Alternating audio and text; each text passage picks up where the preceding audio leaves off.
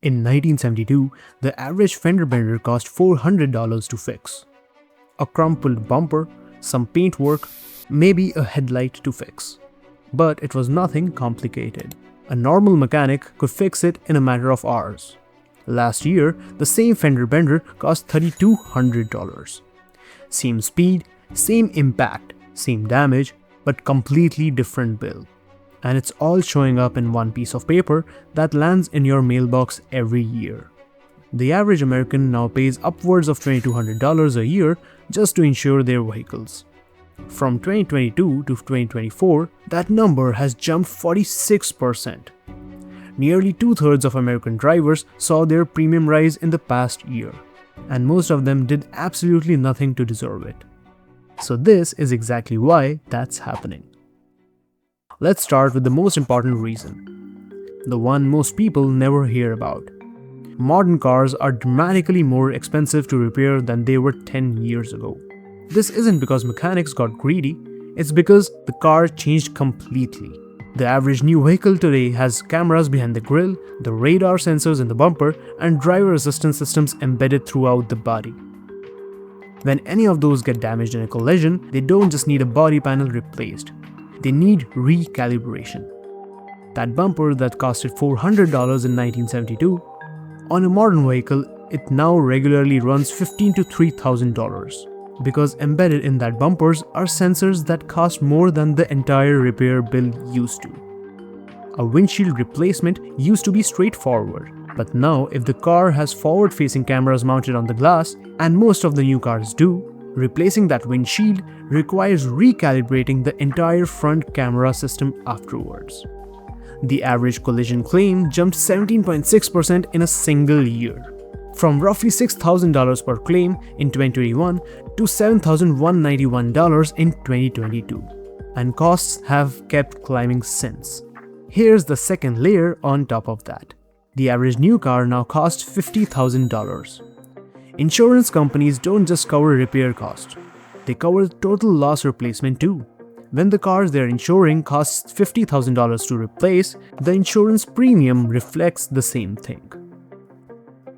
Litigation costs have exploded, and your insurance company is paying the bill, which means you are paying the bill. Amounts that would have seemed extraordinary a decade ago are now becoming increasingly a routine. From 2010 to 2020, the average jury verdict in auto accident cases more than doubled. Since 2020, it has kept climbing on. Part of this is still legitimate. Medical costs are higher now. Serious injuries genuinely cost more to treat. But part of it is the legal advertisement industry, which spends billions every year convincing accident victims to sue, often for amounts far beyond their actual losses. Every dollar paid out in those settlements gets factored into premium across the entire state. Liability premiums increased 19% from 2019 to 2023. The number of insured vehicles grew only 5.5% in that same period. The math explains itself. So, there are two more factors that have nothing to do with how you drive. Severe weather events have increased in both frequency and cost. A single hail event can total thousands of vehicles across an entire metro area in one afternoon. Insurers pay every one of those claims, then recalculate the premiums across the whole region. In Texas, Colorado, and Oklahoma, severe weather has been one of the biggest single drivers of premium increases in over the last 5 years. Then there is theft. Vehicle theft rates increased sharply from 2020 onwards. The Kia and Hyundai situation, where a social media challenge showed how to start those vehicles with a USB cable, created a nationwide insurance claim spike that owners of those vehicles are still paying for today.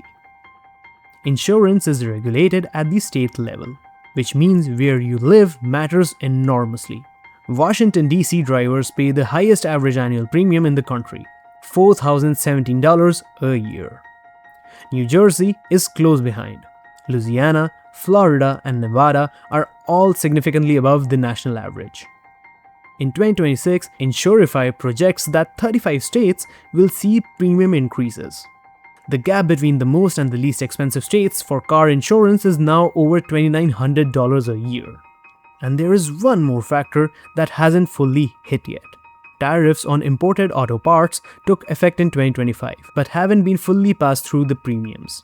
Auto experts say repair costs driven by tariff-affected parts will show up in renewals through 2026 and 2027. Now here is the honest good news.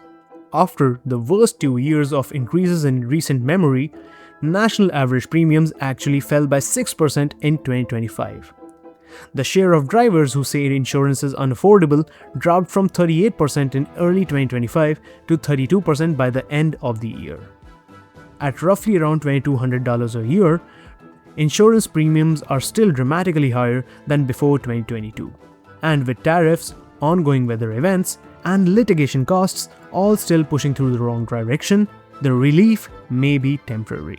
The market is not going to fix itself on your behalf, but there are moves that can cut real costs. For insurance shopping, you can use comparison sites like Zebra, Insurify, or NerdWallet.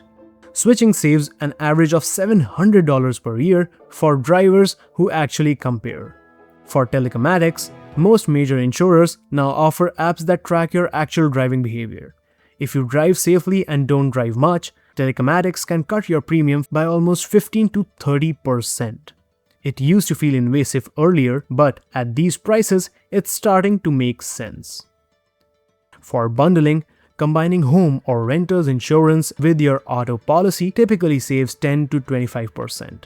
For your deductibles, raising it from $500 to $1,000 reduces your premium largely. If you have a clean record and rarely file claims, the math usually works in your favor. That $400 fender bender in 1972 cost $400 because the car was simple. Lawyers weren't advertising on billboards, hailstorms weren't totaling thousands of vehicles at a time, and a bumper was just a bumper. None of those things are true anymore. Your premium went up because your car costs more to fix, because jury verdicts got bigger, because theft went up, because the weather got worse, and because the sensor in your bumper cost more than the entire repair bill used to. The good news is that 2025 was the first year in 3 where premiums moved in the right direction. The bad news is that everything driving them higher is still there. The only thing you can control is whether you are paying the best available rate for your situation. If you like the video, please subscribe. We cover the financial and stories that actually affect your wallet. And I'll see you in the next one.